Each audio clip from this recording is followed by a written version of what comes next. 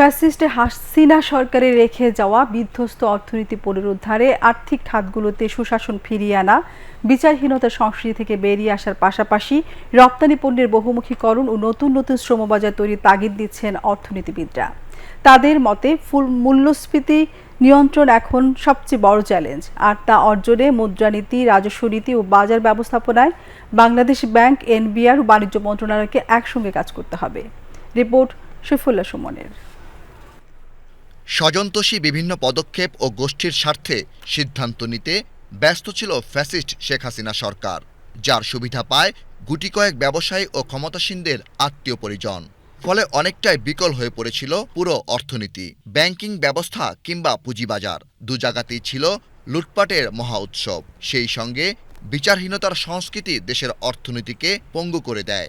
অর্থনীতিবিদ ও বিশ্লেষকদের মতে অর্থনীতি আর আর্থিক খাতের পুনর্গঠনে সবচেয়ে বেশি গুরুত্ব দিতে হবে অন্তর্বর্তীকালীন সরকারকে। তাদের মতে গত কয়েক বছরের অর্থনীতির গতিধারা বিশ্লেষণ করে অর্থনীতির সংকট ও চ্যালেঞ্জ নির্ধারণ করা জরুরি।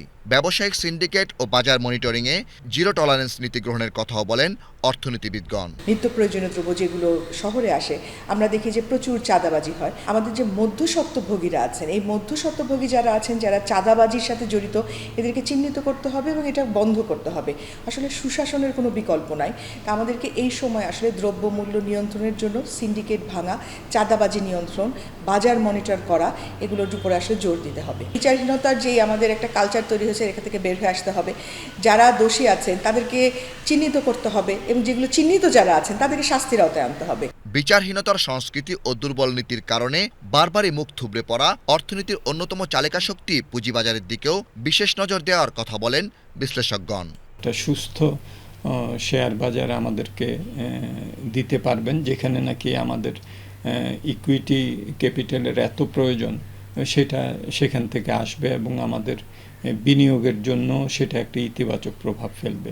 অতীতে যেগুলো ব্যত্যয় হয়েছে এবং সেগুলো যাতে ভবিষ্যতে রিপিট হতে না পারে, সেদিক থেকে জবাবদিহিতা নিশ্চিত করা, সেখানে সুশাসন প্রতিষ্ঠা করা, সেখানে কোনো যদি আইন কানুনের শৈথিল্য থাকে, দুর্বলতা থাকে, সেগুলোও তারা আশা করি দেখবেন। খেলাপি ঋণ আদায়ে কঠোর হওয়ার পাশাপাশি অপ্রয়োজনীয় প্রকল্প বাদ দেওয়ার পরামর্শ অর্থনীতিবিদদের। তবে অভ্যন্তরীণ ব্যবসা বাণিজ্য এবং বহির্বিশ্বের সঙ্গে আমদানি রপ্তানি যেন কোনো ক্রমে বাধাগ্রস্ত না হয়, সেদিকেও খেয়াল রাখার কথা বলেন তারা।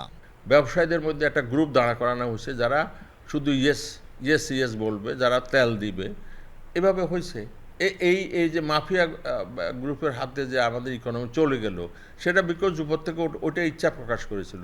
কেউ ভালো ব্যবসা করতে পারে না সরকারের সঙ্গে ভালো সখ্যতা না রেখে, অথবা সরকারকে কিছু না দিয়ে। এই সরকারের উপর যদি কনফিডেন্স থাকে, দেশের জনগণের উপর যদি বিদেশিদের কনফিডেন্স থাকে যে এরা একটা অসাধ্য সাধন করেছে, এরা এখন পারবে, ডেলিভারি দিতে পারবে, তো বিদেশিরা আমাদের থেকে নিবেই। ব্যবসা ও রাজনীতি যেন একে অন্যের কোনো অনৈতিক সুবিধার ভাগ না পায়, সেদিকেও মনিটরিং জোরদারের কথা বলেন বিশ্লেষকগণ। শফিউল্লাহ সুমন, বাংলাদেশ টেলিভিশন, ঢাকা।